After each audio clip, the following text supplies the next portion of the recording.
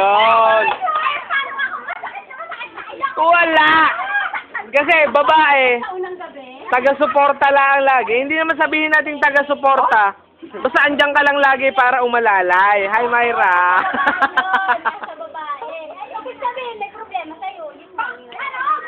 Si Myra nagbibidyo.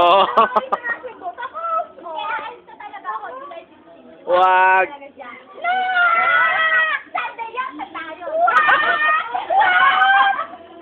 Hindi. Ay. Basta. Iwanan mo na doon. Kasama nga eh, kung saan magpuntik. Akala mo lang. Ay, nakaalas ka. Bakit nakakailangan mo? Puno naman. Hindi kasing daldal ng dati. Paano Nakuha na kami na parang, ganyan ka parang. May gusto akong sabihin. Pero wala akong masabi. Alam niyo, ang tagal niyo nang magkasama. Fourth year high school pa kayo, tapos ganyan kayo tatapos. Yeah, isipin mo na lang.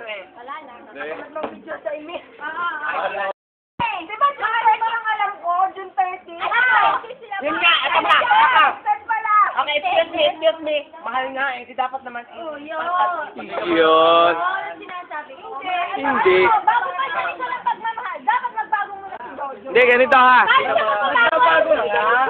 Wala na katsas. Ayaw ko na katsas.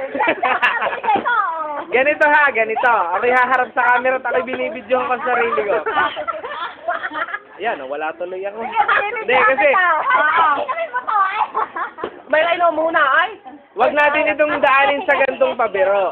Kasi lahat naman tayo dapat. Ay, sensitive na lang tayo. Hindi lang naman tropa eh.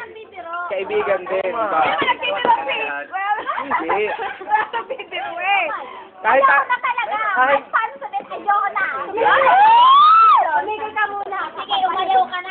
Baka maya-maya, pagkalipas na ano na naman. Hindi po. So, alam mo, ganito yan. Pag umayaw ka kay Jojo, kasalanan mo pag nagkatuloyan ang dalawa. Yun na nga gusto ko. Di ba yun ang gusto nila? Okay, fine. Hindi. Pag ginawa mo Yun, pare. Skip me, sabi, hindi sila kasi. pag ginawa mo na, dire-diretso na yan. Eh, sino kami sabi sa'yo niyan? Hindi. Babago lang ako. Ginagawa ko na nga lahat. Hindi muna. Minsan, maganda rin yung nakikinig sa opinyon ng iba. Diba?